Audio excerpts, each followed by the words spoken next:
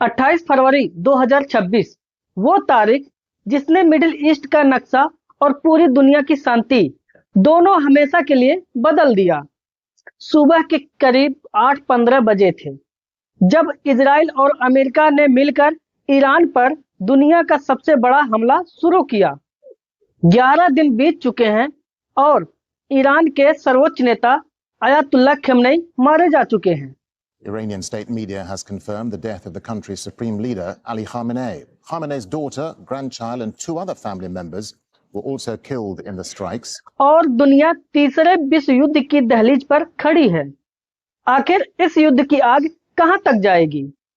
आज के इस स्पेशल वीडियो में हम 28 फरवरी से अब तक हर बड़ी हलचल का विश्लेषण करेंगे। इसकी बड़ी खबर यह है कि ईरान ने मिसाइलों की 42वीं खेप दाग दी है। इस वक्त की सबसे बड़ी खबर है, ईरान रुकने को बिल्कुल तैयार नहीं है और यही वजह है कि 42वीं खेप दाग दी गई ईरान की तरफ से।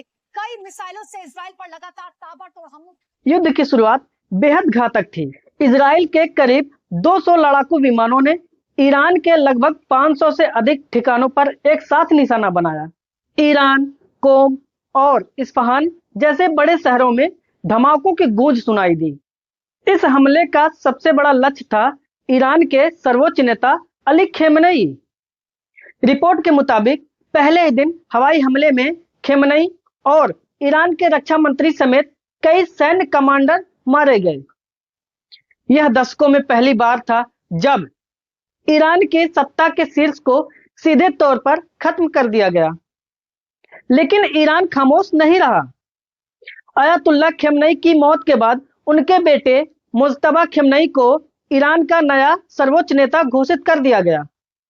ईरान ने इसे ऑपरेशन ऑनेस्ट प्रॉमिस 4 का नाम दिया और इजराइल पर सैकड़ों मिसाइलें दागी। इतना ही नहीं, ईरान ने खाड़ी देशों में मौजूद अमेरिकी ठिकानों जैसे कतर, बहरीन और यूएई पर भी हमले किए। अब तक 9 अमेरिकी सैनिक इस जंग में जान गंवा चुके हैं। मिडिल ईस्ट के आसमान में अब सिर्फ धुआं और मिसाइलें ही नजर आ रही हैं। दोस्तों, इस युद्ध का असर केवल ईरान पर ही नहीं बल्कि इस युद्ध का असर आपके जेब पर भी पड़ रहा है। ईरान ने दुनिया की सबसे महत्वपूर्ण तेल supply line straight of Hormuz को ब्लॉक कर दिया है, जो कि दुनिया का 20% तेल यहीं से गुजरता है। इस नाकाबंदी की वजह से कच्चे तेल की कीमतें आसमान छू रही हैं और वैश्विक अर्थव्यवस्था में हड़कंप मच गया है। भारत समेत कई देश इस संकट से निपटने के लिए कूटनीतिक रास्ता तलाश रही हैं। भारत के लिए यह स्थिति बेहद नाजुक है। भारत के विदेश मंत्री एस जयशंकर ने इस पर संसद में चिंता जताई है। ईरान में फंसे भारतीयों को निकालने का प्रयास अब भी जारी है। वहीं भारत ने दोनों पक्षों को संयम बरतने की अपील की है। 10 मार्च 2026 को पेंटागन ने इसे हमले का सबसे तीव्र दिन घोषित किया है। इजराइल ने लेबनान में हिजबुल्लाह के ठिकानों पर भी जमीनी हमला शुरू कर दिया है। दोस्तों, इतिहास हमें सिखाता है कि युद्ध में जीत किसी की नहीं होती, सिर्फ और सिर्फ बर्बादी होती है। क्या मुज्तबा खमेनी के नेतृत्व में ईरान सरेंडर करेगा या अमेरिका और इजराइल इस जंग को और भयावह बनाएंगे? आपको क्या लगता है? क्या शांति का कोई रास्ता बचा है?